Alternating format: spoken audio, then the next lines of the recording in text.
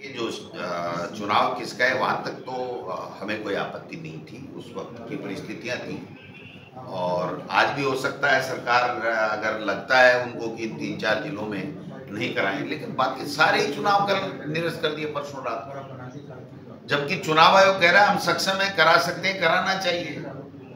तो ये संविधान का उल्लंघन करना, बार बार उल्लंघन करना। आप बताइए, भरतपुर का चुनाव 1.5 साल से नहीं हो रहा है। जब एमएलए 2023 दिसंबर में जगत सिंह जी बने थे तब से जिला प्रमुख का पद खाली है।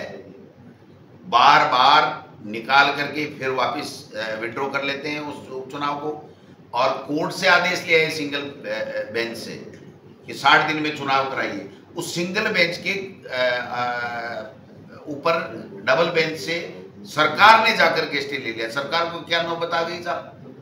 वहां का जिला परिषद का सीईओ भरतपुर का, उसको निर्देश दिए गए सीएमओ से कि आप स्टे लीजिए। उन्होंने कहा साहब ये जो सिंगल बेंच का फैसला लिया है उसको हमें सुनवाई का मौका नहीं दिया। चलो मान लीजिए सिंगल बेंच का फैसला निरस्त हो गया, तो भी अन्य चुनाव के साथ में भरतपुर के चुनाव की ये घोषणा कल परसों जो की उसमें क्यों नहीं की जिला प्रमुख की। गंगानगर में 2 वार्ड रिक्त हुए थे, एक जिला प्रमुख जो इंदौरा जी एमपी बन गए और एक कोई डेथ हो गई थी। उन दोनों का साथ नहीं करा करके एक का कराया, जिला प्रमुख का घोषित कर दिया और फिर कहा नहीं दूसरा एक वार्ड खाली रह गया इसलिए जिला प्रमुख का नहीं कराएंगे। और अब दोबारा जब निकाला उसके बाद में सारे ही निरस्त कर दिए। तो ये सरकार वन स्टेट वन इलेक्शन की बात करने वाली सरकार धोती बातें करती है। ये उपचुनाव ही नहीं करवा पाएंगे तो मैं समझता हूं कि इससे बड़ा फेलियर इनका क्या हो सकता है। हम इसीलिए कहते हैं कि संविधान में 73 और 74वां संविधान संशोधन ये कहता है कि 5 साल पहले पूरा होने से पहले आपको नगर निकाय के और पंचायत राज के चुनाव कराने पड़ेंगे। और आज बताओ 1.5 साल से गंगानगर 12 महीने से नहीं है, वहां नहीं है, ये नहीं है। अभी भी मैंने चुनाव आयोग की जो अधिकारी हैं नलिनी कटोदिया जी से अभी मैंने बात की थी कि आप क्या चाहते हैं, क्यों नहीं करवा रहे हैं।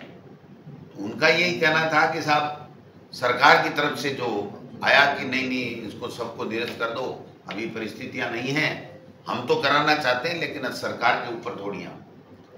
तो ये इंडिपेंडेंट जो बॉडी थी चुनाव राज्य निर्वाचन आयोग, उसको भी उन्होंने उसका अस्तित्व भी खत्म कर दिया।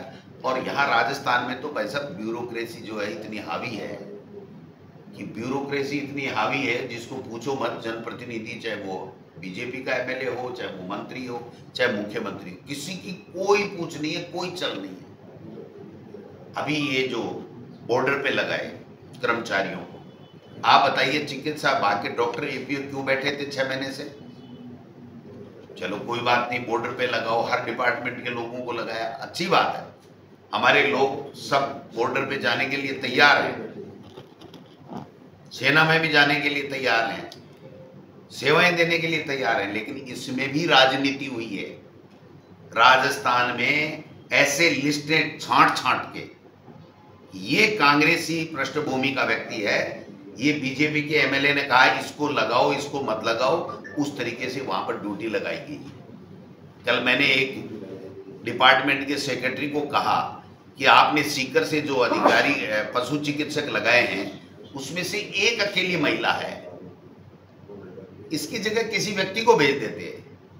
तो उनका जवाब जो था मुझे हैरानी हुई, और इसलिए मैं तकलीफ के साथ में कह रहा हूं कि उस अधिकारी ने, समित शर्मा ने मुझे यह कहा कि ये नोटोरियस है इसलिए इसको वहां लगाया गया। नोटोरियस है आपके डिपार्टमेंट की, आप सस्पेंड करो, उसके खिलाफ कार्रवाई करो, लेकिन आप उस अकेली महिला को ऐसी परिस्थितियों में बच्चों को छोड़ करके इसलिए लगा रहे हो कि वो कांग्रेस पृष्ठभूमि के लोग हैं, वो बीजेपी पृष्ठभूमि के लोग नहीं हैं।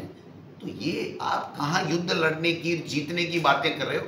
आपकी मानसिकता को ठीक करो, लगा दीजिए जिस किसी को लगाओ, कांग्रेस को कोई आपत्ति नहीं है, किसी को भी लगाए सरकार, लेकिन मानसिकता खराब नहीं होनी चाहिए, मानसिकता अच्छी होनी चाहिए। वो मानसिकता का अभाव यहां पर है। और ब्यूरोक्रेसी मैं कहना चाहूंगा पूरे तरीके से कैप्चर कर लिया पूरे सिस्टम को, मर्जी है जैसा करती है, मर्जी है जैसे भ्रष्टाचार, मर्जी है जैसे। आप बताओ इंग्लिश मीडियम स्कूलें हैं, आप 12 महीने से ज्यादा समय हो गया, आप उसमें टीचर नहीं दे रहे हो, आप समीक्षा के नाम से समिति बना रहे हो, मंत्रियों की समिति बना रहे हो, और लास्ट में निर्णय कर रहे हो 12 महीने बाद में कि इंग्लिश मीडियम स्कूलें बंद नहीं होगी। धन्यवाद, मुख्यमंत्री जी को धन्यवाद देना चाहूंगा।